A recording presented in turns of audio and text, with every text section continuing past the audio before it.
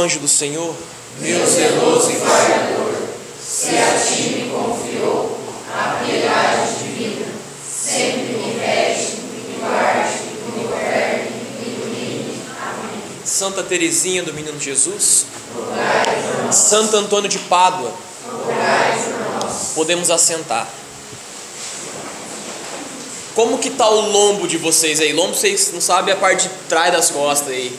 Tá ardendo ou não? Não tomaram muita cajadada ainda? Não? Não apanharam muito, não? Olha que beleza, então prepara que acho que agora vocês vão apanhar um pouquinho. Nós vamos falar e meditar acerca de uma realidade que é do serviço a Deus, que é do ser servo. Nós meditamos na primeira pregação acerca da redenção, acerca do amor que Deus tem por nós. Um amor que realmente fez com que Deus descesse da sua soberania, da tua grandeza e viesse e fizesse pequenino para chegar até nós, para ir em busca daquela ovelha que estava perdida, em busca de você. Depois nós meditamos um pouco acerca do pecado, um pouco acerca do sentido de nossa vida, que em tudo aquilo que nós empreendemos temos que ter um sentido. Esse sentido é algo que é sobrenatural, é algo que está fora de nós, é algo que realmente transcende o plano natural, o plano realmente material. É o céu. O sentido é o céu, é conquistar o céu, é salvar a nossa alma, é salvar almas. Depois nós partimos para a gruta, onde nós tivemos um momento maravilhoso com Nossa Senhora, onde nós entendemos o que é ser verdadeiramente servo.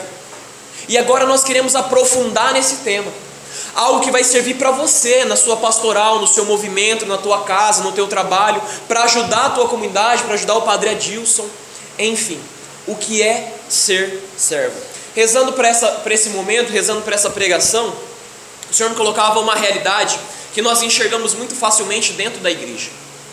Ora, nunca antes em todo o tempo da igreja existiu tantas pessoas trabalhando na igreja, ou seja, empenhando o seu serviço em pastorais, em movimentos, ou seja, trabalhando no serviço do reino dos céus. Nunca existiu em toda a história da igreja. Por quê? Essa realidade de pastoral, essa realidade de movimento é algo muito recente dentro da igreja. É algo que vem depois do Concílio Vaticano II. É depois realmente do Concílio Vaticano II que nasce a realidade pastoral, de movimento, onde o leigo começou a ter um papel mais ativo dentro da evangelização. Algo que antes era reservado para quem? Para os monges, para os sacerdotes, para os religiosos. Ou seja, nunca em todo o tempo da igreja existiu tantas pessoas trabalhando para o reino dos céus. Só que em contrapartida, o Senhor dizia: nunca existiu em todo o tempo da igreja tão poucos servos trabalhando dentro da casa de Deus. Existe uma diferença muito gigante, muito grotesca entre o trabalhador e o servo. E aqui eu vou falar servo, você entenda como escravo, mas não entenda como escravo como aquele escravo da escravatura, os negros, os índios que foram escravos. Não entenda naquele contexto de exploração, mas entenda no contexto do seguinte: o escravo é aquele que não tem vontade, a sua vontade é do seu patrão. É aquele que não tem direito, o direito é do seu patrão. É aquele que não está escravizado aqui no contexto da fé por uma força maior, mas não, uma escravidão de livre e espontânea escolha. Eu me escolho me escravizar. Neste mundo nós temos dois tipos de escravidão: a escravidão do pecado e a escravidão em Deus. Aqueles que são inimigos de Deus se tornam escravos do pecado. É por isso que é tão difícil a gente se libertar do pecado, porque o pecado tem algemas, tem a capacidade de nos prender, de nos segurar, nos trazer para baixo. Agora, quando nós nos tornamos escravos de Deus, então nós entendemos o que é liberdade, porque ninguém se vicia, por exemplo, em Deus, agora se vicia no pecado. Qualquer momento, enquanto estou em Deus, sendo amigo de Deus, eu posso deixar de ser amigo de Deus e voltar para o mundo. Só que quem está no mundo não é tão simples assim. A hora que eu bem entendo, eu largo o pecado e vou para Deus. Não é assim, a gente sabe que não é assim. É uma constante briga, é uma constante luta. Porque as coisas de Deus não viciam, as coisas de Deus não amarram, não nos aprisiona. É pelo contrário, ela nos deixa livres para escolher. Então todas as vezes que eu falar servo, entenda nesse contexto de escravo. Quando eu falar escravo, entenda no contexto de servo. É a mesma coisa. Eu vou ficar falando sempre escravo, servo, escravo, porque na Sagrada Escritura a gente vai ler servo, mas a tradução é escravo. Alguém que se aprisiona por amor a Deus. Amém? Bom, o escravo, o servo ele não tem vontade, o servo ele não tem vaidade, o servo não tem um monte de coisa que a gente vai entender ao decorrer dessa pregação. Agora o trabalhador sim, o trabalhador ele tem direito, o trabalhador ele pode fazer a vontade dele e tudo mais. E por ter tantos trabalhadores dentro da casa de Deus, acontece algo que é muito grave. O trabalhador, ele não gera frutos. O servo gera frutos, porque o servo, ele serve por amor. O trabalhador, ele serve como alguém realmente que simplesmente está ali para justificar a sua vida pagã. Alguém que está ali simplesmente para um dia chegar e dar de dedo na cara de Deus e falar assim: pô, eu trabalho há tanto tempo, estou tanto tempo dentro da igreja, por que isso está acontecendo na minha vida? Por que isso está acontecendo na minha história? Por que essa desgraça? Por que essa perda? Por que essa provação? Agora, o servo não. O servo serve por amor. Pode estar passando a tribulação que seja, a dificuldade que seja, mas eu estou ali porque eu estou ali por amor. Eu não vou dar de dedo na cara de Deus, porque é aquilo que Jó diz: Deus deu, Deus tirou, bendito seja Deus. Tudo vem dele. A palavra vai dizer: tudo concorre para o bem daqueles que amam a Deus, daqueles que verdadeiramente amam a Deus. E então o Senhor vem fazer uma queixa: dentro de minha casa tem muitos trabalhadores. E é um problema sério, porque tendo muitos trabalhadores, a gente começa a fazer aquilo que bem nós entendemos na nossa cabeça e não a vontade do nosso Senhor. Muitas vezes nós vamos fazer trabalhos maravilhosos, trabalhos lindos. Ou seja, a gente vai reunir mais de 100 jovens em um acampamento. A gente vai reunir mais de 50, 200 pessoas em um retiro da renovação. A gente vai fazer uma missa de cura e libertação que vai bombar, vai sair gente pelo ladrão e vai ser glória, vai ser graça e milagre, prodígio. Só que tem um problema sério isso, gente. Se nós estivermos fazendo isso enquanto trabalhadores, esse trabalho não vai gerar frutos. Pedro, que frutos são esses? São frutos de santidade, irmãos. Frutos de santidade, frutos de conversão. Como que você me explica ter tantos acampamentos e tão poucos jovens sentados aqui hoje? Como que você me explica ter tantos projetos de evangelização e ter tão poucas pessoas evangelizando? Por quê? Alguma coisa está errada, está em Deus? Não. É naquela pessoa que empreende aquele trabalho. Ele não está sendo um servo, não está fazendo por amor, não está fazendo a vontade de Deus. Pedro, você está dizendo que quando eu evangelizo pode acontecer de não ser a vontade de Deus? Acontece. Acontece. Pode ser que você esteja fazendo um negócio do mais maravilhoso do mundo, do mais bonito, mas não é que Deus quer. Uma prova disso é que quando nós somos trabalhadores dentro da casa de Deus, nós começamos a querer adequar as coisas segundo o nosso gosto, segundo a moda. Então assim, a Santa Missa, por exemplo, a Santa Missa é algo muito chato, não cativa o jovem, é algo que, assim, é meio monótono, parado, então a gente precisa incrementar a missa. A gente não precisa rezar e entender o mistério da missa, a gente precisa incrementar a missa. Esse é o pensamento do trabalhador. E aí, então ele começa a pôr atributos, adereços à Santa Missa. E aí então nós entendemos e começamos a enxergar as aberrações que acontecem. Por exemplo, missa pré-balada. Vocês já ouviram falar disso? Eu não sei se aqui tem. Eu louvo a Deus que não tenha. Mas missa pré-balada não tem. O bar está aqui, gente. Não tem. Então assim, existem lugares que, por exemplo, a missa é rezada às 11 horas da noite, a luzes escuras, com um globo de luzes estroboscópicas, aquele globo de luz iluminada, e o menino entra na hora da liturgia da palavra de skate levando a Bíblia. O que é isso? É trabalhadores que querem adequar a casa de Deus segundo o seu gosto. É vontade de Deus? Não é vontade de Deus. A igreja nunca concebeu isso e não concebe. Qual a consequência disso? Não tem frutos. Você vai ver os jovens que frequentam esses lugares, são os mesmos jovens que estão na balada, é o mesmo jovem que está perdido nas drogas, é o mesmo jovem que está perdido na prostituição. Não tem frutos, frutos de conversão, frutos de santidade. Por exemplo, uma outra aberração, porque, por exemplo, a gente mora em um lugar onde a gente tem que aproveitar a cultura, a gente tem que trazer a cultura das pessoas para a pessoa se identificar dentro da Santa Missa. Ei, o catolicismo é uma cultura, o cristianismo é uma cultura. Não é as pessoas não somos nós católicos que temos que adequar a cultura da pessoa, mas é a pessoa que tem que se adequar à nossa cultura. Sempre foi assim. Os apóstolos, quando o nosso Senhor Jesus Cristo envia, fala para eles e dá uma ordem muito clara: ide por todo mundo e pregai o Evangelho. O Evangelho é toda criatura. É a verdade de Deus, não a minha verdade. Não a verdade dos outros povos, do caipira, do espírita, da umbanda. Não é isso. Não é essa cultura. Se fosse isso, o nosso Senhor Jesus Cristo falaria. Ele seria muito claro, gente. E então nós enxergamos, por exemplo, missa afro, missa sertaneja, missa de tudo quanto é jeito, menos a Santa Missa, da qual nosso Senhor Jesus Cristo instituiu no Calvário, na Santa Ceia, onde Ele se derrama em amor por nós, onde ali Ele está sendo imolado. Outrora no Calvário Ele foi imolado de forma cruenta, derramou sangue, agora no altar de forma incruenta, mas o sangue dele continua a ser derramado. Uma vez chegaram para Padre Pio, o que Nossa Senhora faz durante a Santa Missa? São Padre Pio de Pietrelcina disse: ela fica ajoelhada aos pés do altar chorando a todo instante, porque seu filho está morrendo. está sendo entregue por você. Por você. Agora o trabalhador vê tudo isso e começa a pôr defeito, começa a dizer, está muito vazia a igreja. Ele não quer rezar, ele não quer ser santo para trazer almas não, ele quer pessoas, ele quer massa. Uma das coisas que muito alegrou, uma das partilhas que muito alegrou meu coração com o Padre Adilson foi o que ele falou: eu não quero trabalhar com massa, eu quero trabalhar com pessoas, eu quero trabalhar com o coração de vocês. A igreja nunca foi uma igreja de massa. Gente, a igreja nunca foi uma igreja de massa. Nosso Senhor Jesus Cristo escolheu 12 apóstolos.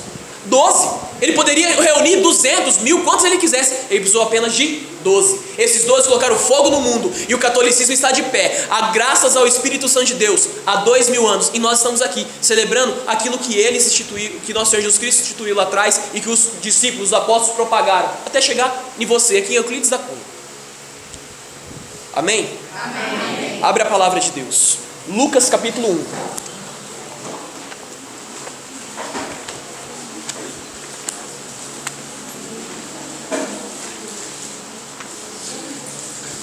Evangelho de São Lucas, capítulo 1.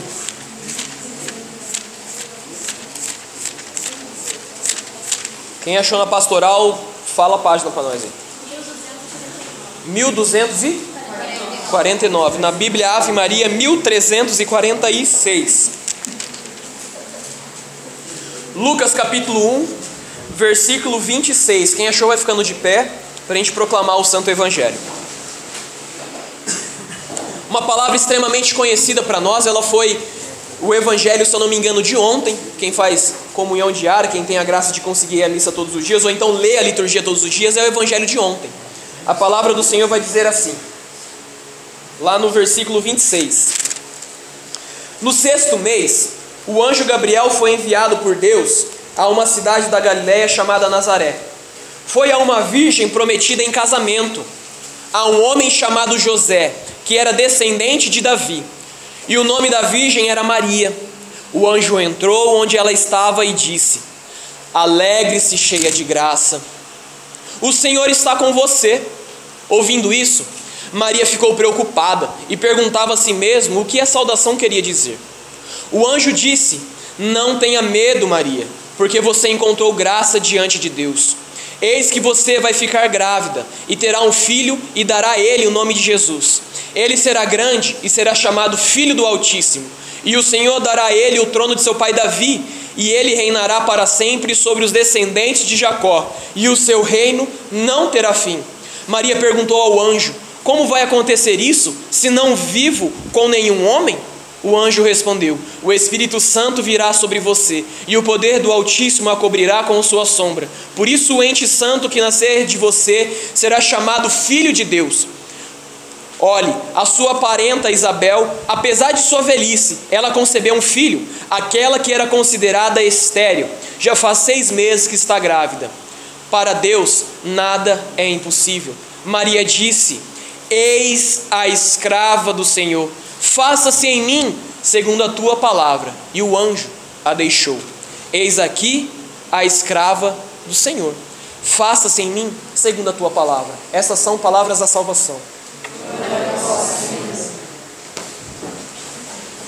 Quando nós olhamos para a Virgem Maria, nós enxergamos nela o exemplo de tudo aquilo que nós devemos ser.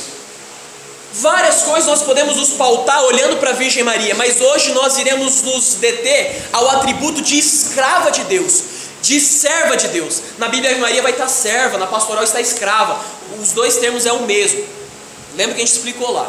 Ora, quando nós olhamos para a Virgem Maria e enxergamos nela, dizendo para o anjo: eis aqui a escrava do Senhor, Maria não se tornou escrava naquele momento diante do anjo.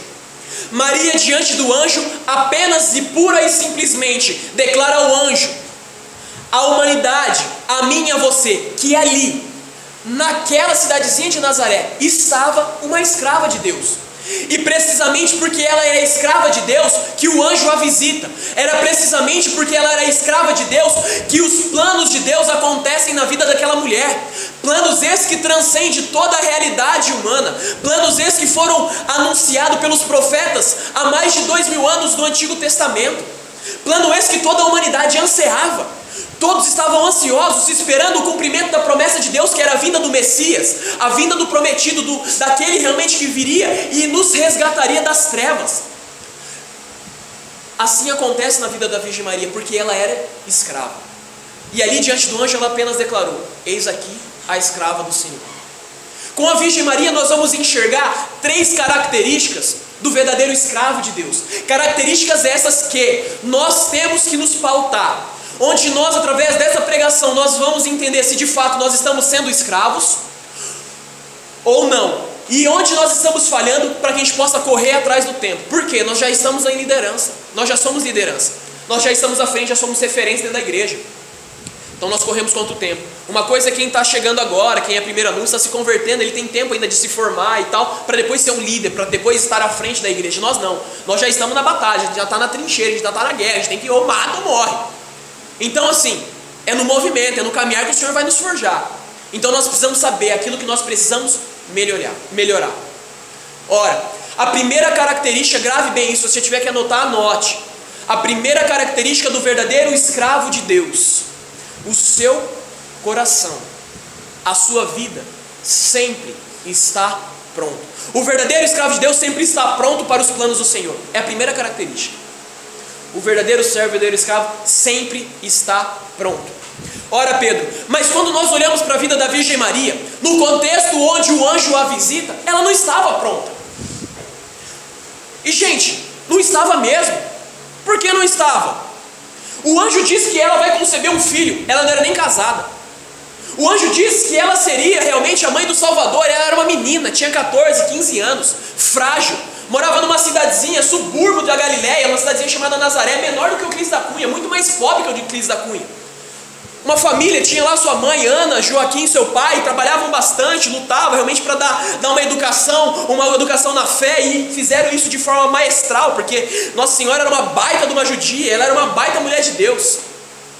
Olhando aos olhos da humanidade, Nossa Senhora não estava pronta.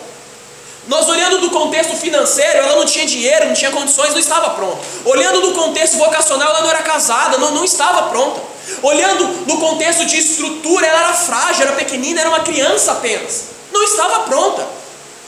Mas, se eu afirmei aqui que o servo de Deus, o escravo de Deus sempre está pronto, é porque ela estava pronta. Mas ela não estava pronta olhando com o olhar humano.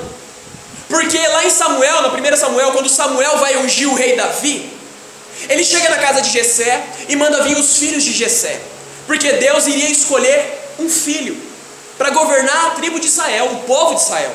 E então Jessé manda vir os 7 filhos dele. Eram filhos fortes, robustos, grandes. Quando o primeiro entra, Samuel já falou: opa, é esse.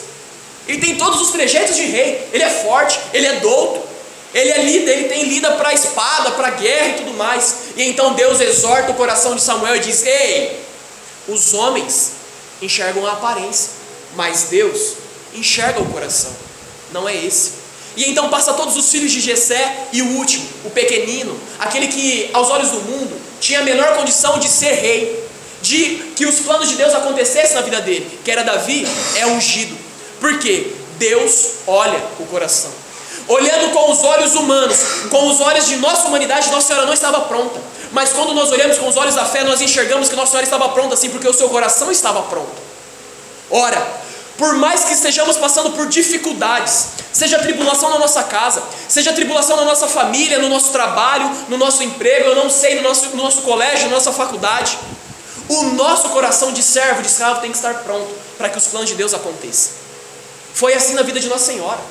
Não estava nada certo humanamente, mas estava tudo certo espiritualmente. O seu coração estava pronto para receber tal notícia, pronto para conceber no seu ventre aquele que era o verbo e que agora se faz carne, o Messias, o Redentor. Como está o seu coração? O seu coração está pronto para que, se Deus chamar você para que seja o que for neste momento, você dizer sim, eis aqui o escravo do Senhor, eis aqui uma serva do Senhor, ou não? Ou então nós estamos ainda nos limitando com as coisas, com as situações.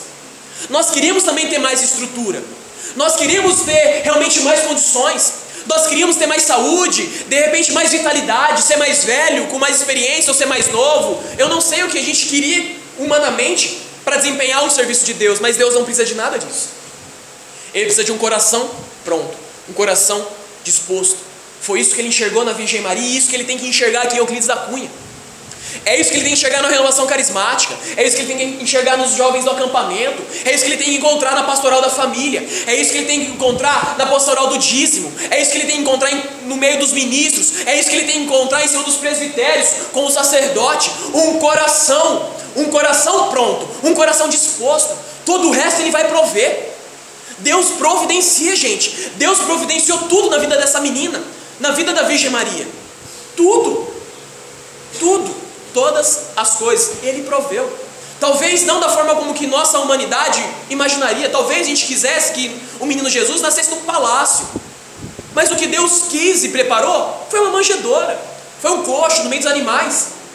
Mas Ele providenciou, e era aquilo que Ele queria, era aquilo que iria honrar Ele, era aquilo que aquela família de Nazaré ia dar maior glória a Deus. Eu volto naquilo que Jó disse: Deus deu, Deus tirou. Bendito seja Deus. Não importa o que vem dele, importa o que veio e que é o suficiente para nós, para nossa salvação, para nossa conversão, para a conversão da nossa família. Então, qual que é a primeira característica? O servo sempre está pronto. Você tem que estar pronto. Você tem que estar pronto na fila do banco. Pode acontecer de Deus chegar na fila do banco e falar assim: irmão, fala alguma coisa no coração daquela filha ali. Você tem que estar pronto no seu banco de ônibus, lá no ônibus, na hora que você está indo para o seu serviço, na hora que você está indo para Prudente, uma viagem longa de 4 horas, tem que estar ali com o coração disposto e pronto, porque o Senhor chegar e falar assim: ei, fala tal coisa, ei, faz tal coisa, você tem que estar pronto. Tem que estar pronto dentro da tua casa, na tua família, na tua pastoral, no teu movimento, pronto, a todo instante, porque o verdadeiro servo de Deus sempre está pronto. Financeiramente, de saúde, não, com o coração. Amém? Amém. Primeira característica. A segunda característica do escravo, do servo de Deus: ele não possui vontade própria. Nossa Senhora, você acha que ela não almejava coisas? Você acha que ela não tinha planos? Coisas de menina, de criança, ela estava crescendo. Mas ela, por ser escrava, por ser serva, renunciou a tudo aquilo para seguir a voz do seu Senhor, para ouvir a voz do seu mestre, porque ela era uma escrava, ela era uma serva de Deus. Lembra da diferença do trabalhador? O trabalhador não, ele empenha um trabalho e enquanto recebe uma ordem do seu patrão, ele pensa: vou ver, né, de repente, falta 10 minutos para eu ir embora de serviço, acho que eu não vou fazer não. Não, tem uma meia hora que dá tempo de fazer. Eu não quero, estou meio cansado hoje, sabe, dormi tarde, não quero. O trabalhador é assim, mas agora o escravo de Deus não. O escravo sempre está solícito e disposto para cumprir a ordem do Senhor, porque ele não tem vontade própria. Nossa Senhora não tinha vontade própria. Quando ela tinha acabado de ganhar Nosso Senhor Jesus Cristo, estava na manjedoura ali com José, o que o anjo fala para eles? Ei, pega o menino e vaza para o Egito, que querem matar o menino. Ela poderia muito bem dizer, falar assim: não quero, estou meio cansada, subi de Nazaré até aqui em Belém, viagem longa, num jumento e tal, estou cansado, não quero ir. Mas ela não tinha vontade, ela foi. O escravo é assim, o servo é assim. Quando o Padre Adilson nos dá realmente uma ordem, nos pede algo, não cabe a nós pensar se nós queremos ou não fazer. Nós temos que executar. Quando o nosso coordenador fala determinada coisa, nós não temos vontade, não temos como pensar, a gente tem que fazer. É claro que, faço um parênteses aqui, eu não estou falando de gente maluca, de gente doida, de gente que não reza, de gente que não está em Deus, entende? Porque esse tipo de pessoa vai mandar a gente fazer coisa que não tem nada a ver. A gente vai perceber na hora. Aí você vai exortar e falar assim: irmão, isso aí não vem de Deus não. Você entendeu? Então fecha o parênteses. Estou lidando aqui com pessoas de Deus. Você entende? Se deu a ordem, executa. Porque a gente não tem vontade. Porque a gente entende que foi Deus quem constituiu aquela pessoa na coordenação. Foi Deus quem constituiu o Padre Adilson no sacerdócio. Então ele é Cristo ordenando. Nós temos que ir. Ele é nosso Senhor. Assim tem que ser no nosso acampamento, quando a gente é líder, quando a gente é externa, quando a gente é manutenção, quando a gente é secretaria, quando a gente é intercessão. Assim tem que ser no grupo de oração, quando a gente pertence ao Ministério de Música, o Ministério de Cura, o Ministério de Intercessão, o Ministério de Pregação, o Ministério de Música, eu não sei. Tem que ser assim no ministro, quando tem reunião do ministro, quando tem que visitar os doentes. Tem que ser assim com o padre, quando ele tem que celebrar missa no assentamento, quando ele tem que celebrar missa na paróquia, quando ele tem que ir no velório, quando ele tem que visitar um doente. Tem que ser assim, o Senhor mandou, eu tenho que ir. Talvez até durante o caminho eu possa até pensar, pô, né, nossa, coisa difícil que tem que fazer e tal, mas ele não para, ele continua. Ele continua. E quantas vezes o Senhor vai nos dar ordens que aparentemente nós não vamos entender essa ordem. Ele fala, filho, levanta e vai. E a gente tem que levantar e ir. Mas para onde eu estou indo? Não interessa, o Senhor mandou levantar e ir, então vai. Vai. Mas onde eu vou chegar? Não interessa onde você vai chegar, o Senhor mandou você levantar e ir, então vai. É ordem de Deus, nós não temos vontade. Dá para entender a diferença do escravo e do trabalhador? E o Senhor, a casa de Deus precisa de escravos, precisa de servos de Deus. Estamos cansados de tantos trabalhadores que só fazem aquilo que bem entende, que faz e murmura, reclama, só faz aquilo que lhe agrada, da forma como que ela quer. Se o grupo está bacana, eu vou. Se o grupo não está bacana, eu não vou. Se o grupo me aceita, eu vou. Se o grupo não me aceita, eu não vou. Se o grupo me acolhe, eu estou lá junto, eu cativo, eu passo a mão na cabeça. Agora se não acolhe, eu vou embora. Se o padre fala o que me agrada, eu permaneço. Agora se desagrada, eu vou embora. Gente fraca, frouxa, cheio de milindre, cheio de mal-me-toque, porque não pode olhar torto, porque não pode falar nada, porque se ofende, se sente magoada, aí fala, ninguém me ama, ninguém me quer, vou comer um saco de batata. Gente, precisamos crescer. A casa de Deus precisa de servos maduros, que não se deixam afetar por qualquer coisa não, gente. Deus trabalha com gente de fibra, gente de garra, que persevera, por mais que a coisa esteja ruim, persevera firme. Foi assim com todos os santos. Não existe um santo dentro da igreja que não foi perseguido pela própria igreja. Por exemplo, São Padre Pio de Pietrelcina, que eu citei aqui a respeito da missa, ele morreu em 1946, um santo do nosso século. Ele morreu durante o período da Segunda Guerra Mundial, tem acho que 50 e poucos anos que ele morreu, muito recente. Ele foi, a mando do Vaticano, proibido de celebrar missa, gente. Imagina para um padre santo ser proibido, ser privado de celebrar a missa, aquilo que ele mais amava, aquilo que ele melhor fazia, a ponto dele estar celebrando a missa, no momento da consagração protestante dentro da igreja, e começar a gritar, eu creio, é Cristo que está aí. No ato da consagração, gente, sem falar nada. Tamanha santidade daquele homem. E ele foi privado. O que é isso? Perseguição. A gente está sendo provado na fé. A palavra diz, assim como o ouro e a prata, vós sereis provados no fogo. No fogo. E o fogo deste mundo é o cadinho da humilhação. É a rejeição. As pessoas nos tirar dos aplausos. É nos tirar do foco. É nos tirar realmente da liderança. Tirar a gente da frente. Isso não tem que ser motivo para a gente abandonar a igreja. Não pode ser. Senão a gente nunca foi servo. Nunca foi escravo. Foi apenas trabalhadores. E ainda a pior raça de trabalhador que existe, o mercenário, que só estava ali por conta do lucro, somente por conta daquilo que a gente podia receber. O dia que não veio aquilo que a gente esperava, a gente vai embora, a gente vaza. Amém, gente?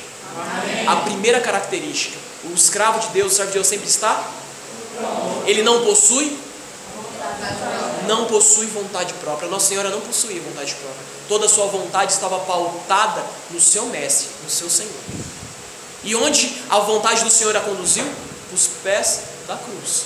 Para ver seu filho flagelado, moído, arrebentado, humilhado, escarrado, nu, envergonhado. Isaías 53 vai dizer que Cristo na cruz, as pessoas tapavam o rosto, tamanha era a figura, dava vergonha de olhar para aquele homem na cruz. E ela estava ali, aos pés da cruz. Não queira caminho diferente, gente. Nós não somos protestantes.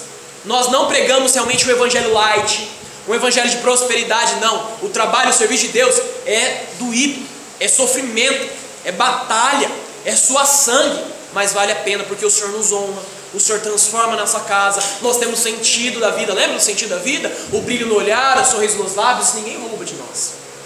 Primeira característica, o seu coração, o servo de Deus sempre está pronto. A segunda característica, ele não possui. A terceira característica de um servo de Deus, o seu coração, os teus olhos sempre estão unidos a Deus. O coração do servo sempre está unido a Deus. E não existe união mais perfeita a Deus do que uma vida de oração, uma vida de intimidade com Deus.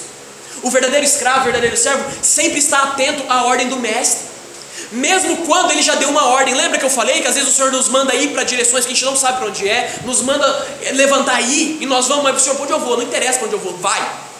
Se o nosso coração durante aquela caminhada se desliga de Deus, a gente se perde, porque a gente vai chegar um momento que a gente tem que virar, e a gente não ouviu a voz de Deus, a gente continua reto, aí cai no precipício, cai no pecado, volta para o mundo. Por que nós não ouvimos? Porque deixamos de rezar. Aquele que reza se salva, aquele que não reza se condena. Santo Afonso Maria de Ligório. Nós precisamos ter, enquanto servos, enquanto escravos, uma vida de oração, de intimidade com Deus. Deus tem que pautar a nossa vida, Deus tem que guiar os nossos passos, é Ele quem tem que dizer aquilo que nós devemos fazer ou não fazer. Nós temos que ouvir. É somente através de uma vida de intimidade, de oração, que nós estaremos com o coração sempre pronto. É somente através de uma vida de oração, de intimidade com Deus, que nós iremos renunciar às nossas vontades, nossas vaidades, nosso orgulho, para sempre realmente nos pautar e ter a vontade de Deus e não a nossa vontade própria. É através de uma vida de oração. Nosso coração sempre tem que estar atento à voz de Deus. Atentos à voz de Deus. Certa vez eu estava indo para casa, quando eu fiz essa maleta que eu trouxe a cruz, eu fui na casa de um tio meu para poder fazer essa maleta, ele mexe com madeira. E então eu fiquei à tarde lá, eu guardei, peguei a maleta, estava pronta e estava indo para minha casa. Peguei meu carro, estava indo para casa e indo para minha casa eu passo perto do HR lá de Prudente, o Hospital Regional, não sei se vocês conhecem. E eu subindo uma rua que passa pelo Parque do Povo e dá acesso ao HR, eu vi uma mulher no Parque do Povo sentada em um banco, sentada prostrada, realmente com as mãos no rosto e o cotovelo apoiado no joelho, sentada. E aquela cena me chamou a atenção e eu falei assim, nossa, que estranho isso. Naquele momento o Senhor falou assim, para o carro que ela está precisando de ajuda. E eu então, achando que aquilo era da minha cabeça, Gente, é complicado, às vezes a gente pensa umas coisas e a gente fala, bom, e agora? Será que é Deus ou é nós, né? A gente fica nesse conflito, eu falei assim, não, deve ser alguma coisa da minha cabeça. E passei com o carro por ela, passei por ela. E então o Senhor falou de novo, ei, volta lá, eu preciso de você, vá lá, ela precisa de ajuda. E eu não contente, achando que ainda que era a minha vontade, chegou o próximo rotatório, o Senhor deu a diretiva, falou assim, volta agora, e era bem na rotatória. Eu peguei, fiz a rotatória e voltei. A hora que eu voltei, eu ainda, receoso, falei, nossa, o que eu vou fazer agora? Chegar na mulher e falei assim, Deus mandou eu aqui, tá precisando de ajuda. E eu passei do outro lado olhando para ver se ela precisava mesmo de ajuda, que a gente é desse jeito, fica meio receoso e tal. Ainda mais quando a nossa vontade ainda não está tão conforme à vontade de Deus, quando o nosso coração ainda não está tão pronto como deveria estar. Eu passei pelo outro lado, enfim, eu falei assim, eu vou parar. Parei um pouco distante dela o carro e desci, eu fui subindo a pé para ela não se assustar. A hora que eu fui me aproximando, aquela mulher estava chorando. Era uma senhora já, tem idade para ser minha mãe. E ela estava chorando, eu achei aquela cena um pouco estranha e eu peguei e parei do lado dela e falei assim, senhora, eu estava passando de carro, o senhor pediu para eu parar aqui, você está precisando de ajuda? O que foi? Ela levantou em lágrimas os olhos e falou assim, eu não estou enxergando. Eu falei, mas como assim a senhora não está enxergando? O meu olho direito, eu tenho um problema nele, eu não enxergo. E no meu olho esquerdo caiu um cisto. E esse cisto está incomodando de tal forma que eu não consigo abrir o olho. E estava extremamente vermelho o olho dela, inchado, ela não conseguia abrir o olho. E ela pegou e foi contando para mim, dizendo que estava tentando ligar para o filho dela vir buscar ela, que ela não conseguia andar, ela precisava pegar um ônibus para ir para casa dela. E aí ela estava com o celular na mão, eu falei assim, a senhora quer que eu ligue para o seu filho? Eu quero, mas eu não tenho crédito. Eu falei, nossa senhora, estava ruim mesmo, tá ligado? Não estava enxergando, não ia conseguir ligar, não tinha crédito, estava feia a coisa. E eu peguei e falei assim, não minha senhora, fica tranquilo, como chama o vosso filho que eu vou procurar aqui na agenda e vou ligar para ele. Peguei meu celular, liguei para o filho dela, falei com o filho dela não podia buscar ela. Eu falei, lascou agora, né? Falou assim, tem alguma outra pessoa que a gente pode ligar? Minha senhora falou assim, liga para o meu marido, ele está trabalhando, mas talvez ele possa vir buscar. Liguei para o marido dela não podia vir buscar ela também, estava no serviço, ela estava sozinha, abandonada. Sozinha, abandonada aos olhos humanos, mas ela estava em Deus. E ela pegou e disse para mim, a hora que você apareceu, eu tinha acabado de pedir a Deus que me mandasse alguém. E aí então eu peguei e falei assim, vem comigo, vamos até o HR para que a gente possa olhar esse olho aí, a gente passa pelo plantonista. E aí então assim dá tempo do seu marido sair do serviço e te buscar. Já era próximo às 5 horas da tarde, fui com ela. Fiquei quase 1h30 na fila do hospital, esperando um plantonista, um oculista, enfim. Teve a consulta, tirou o cisto, era um pedaço de tinta de parede grande, tirou, pingou o colírio, estava enxergando. O marido dela foi, buscou, agradeceu e tudo mais. Gente, isso é mérito meu? Não é mérito meu. Isso é o quê? É obra de Deus na vida de alguém que quer ter realmente um coração pronto, não quer ter as suas vontades e quer estar sempre ligado a Deus. Isso acontece na vida dos escravos, dos servos. Nós sempre temos que estar com os ouvidos, com o nosso coração ligado a Deus, a tudo aquilo que Ele pode vir a falar, porque todo o resto do mundo não está ouvindo a Deus. E Deus vai precisar de você, vai precisar de mim para falar. Muito triste o dia que chegar e acontecer que se cumprir aquela passagem que diz Quando as profecias se calarem, quando os profetas calarem a voz, as pedras falarão. Que triste vai ser quando as pedras tiverem que falar, porque eu e você fomos omissos, porque eu e você não estávamos com o nosso coração ligado em Deus, nós não tínhamos a vida de intimidade, de oração. Pedro, o que é uma vida de intimidade? O que é uma vida de oração? É uma vida pautada em 3 pilares. Primeiro, confissão. Não tem como ter intimidade com Deus sendo inimigo dele. A amizade com Deus se sela na confissão, no sacramento da confissão. Primeira coisa. Não tem como a gente ser amigo de Deus sem a gente se encontrar com Deus. Nós nos encontramos com Ele na Santa Missa, na Eucaristia. Nós temos que ir à Santa Missa. E o terceiro pilar, a nossa oração pessoal, onde nós vamos manter a nossa intimidade com Deus. Aqui nós estamos recebendo uma adrenalina, uma injeção de Deus aqui. A gente está recebendo realmente um impacto do Espírito Santo, algo que mexe com a gente, que a gente fica doido, a gente quer rezar mais, a gente quer viver mais, tudo isso e tal, e é gostoso, isso acontece mesmo. É um abastecimento realmente, é um reavivar de nossa alma, só que isso tem que continuar. Isso precisa se perpetuar onde? Na sua casa. E de que forma vai acontecer isso? Com a tua oração pessoal. É o teu terço que você reza, é o teu jejum que você faz, é uma renúncia que você faz por conta de Deus. Ah, hoje, Pedro, eu não vou, sei lá, eu gosto pra caramba de determinada coisa, eu vou renunciar a isso, vou deixar, não vou fazer isso, algo que não é pecado. Não estou renunciando ao pecado, pecado está longe de mim, coisa que é boa, de Deus. Hoje eu renuncio, eu abro mão, para quê? Para estar mais próximo de Deus, para realmente começar um processo de renúncia de mim mesmo, das minhas vontades, para que quando Deus manifestar a vontade dele, eu aceite. É fácil aceitar a vontade de Deus? Não é fácil, gente. Não é fácil. A vontade dele vem acompanhada de dor, de sofrimento. Mas é Deus que manda o sofrimento? Deus que manda a dor? Não, é os nossos pecados. Porque para fazer a vontade de Deus a gente tem que largar o pecado. E dói largar o pecado. Dói porque o pecado ele nos agarra, ele nos pega, ele nos prende. E para desgrudar isso, às vezes sai pedaço de carne, às vezes sai um negócio a mais aqui e dói. Quando a gente machuca, a mãe passava metiolate. O metiolate era para machucar ou era para sarar? Para sarar. E ardia pra caramba que negócio. Assim também é quando nós adequamos à vontade de Deus. Primeira característica do verdadeiro servo: está sempre pronto. Sempre pronto. Ele não tem vontade e o seu coração sempre está unido a Deus. Sempre. 3 características.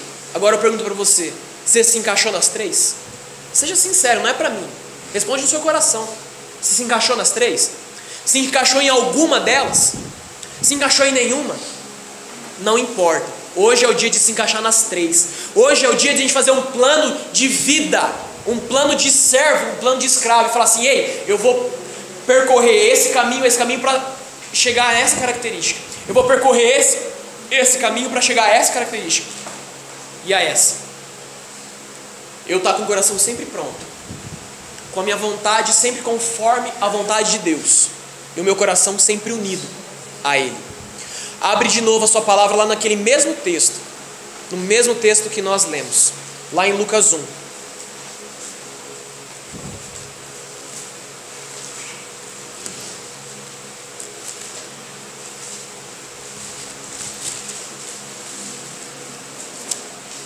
Lucas 1.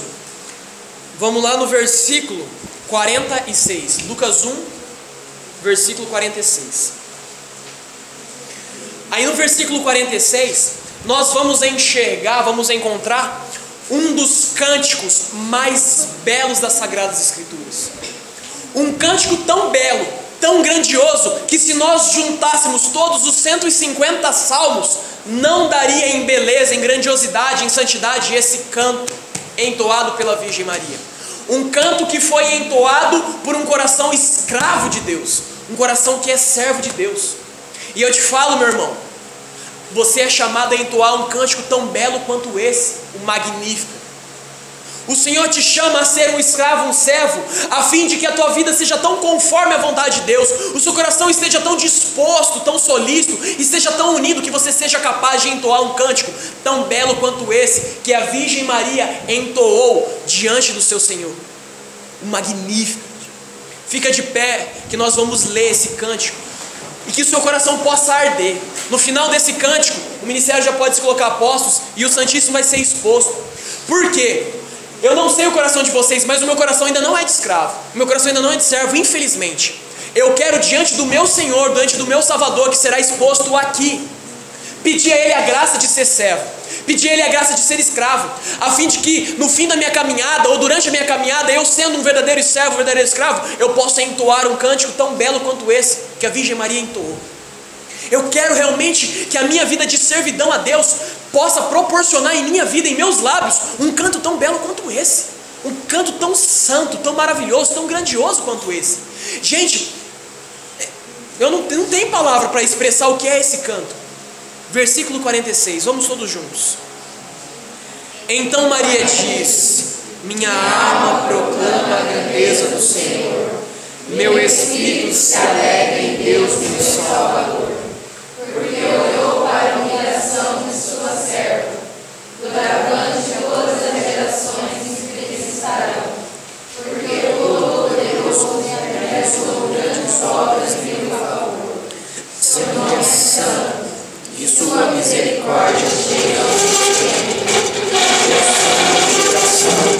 Ele realiza proezas com seu braço, dispersa os soberbos de coração, derruba do trono os poderosos e eleva os humildes. Aos famintos enche de bens e despede os ricos de mãos vazias. Socorre Israel, seu servo, lembrando-se da sua misericórdia, conforme prometera aos nossos pais, em favor de Abraão e de sua descendência para sempre. Maria ficou 13 vezes com Isabel. Amém, gente. Amém. Vocês conseguiram compreender a grandeza desse canto? Vocês conseguiram realmente sentir o coração de vocês arderem? Porque o meu coração arde demais quando eu leio essa passagem. Porque um dia eu quero isso também. Eu almejo isso. Na lida com Deus, no trabalho de Deus, nós temos que almejar sempre as coisas grandes, as coisas grandiosas. Que a gente possa se prostrar agora diante do Santíssimo Sacramento que será exposto. E nós iremos pedir a graça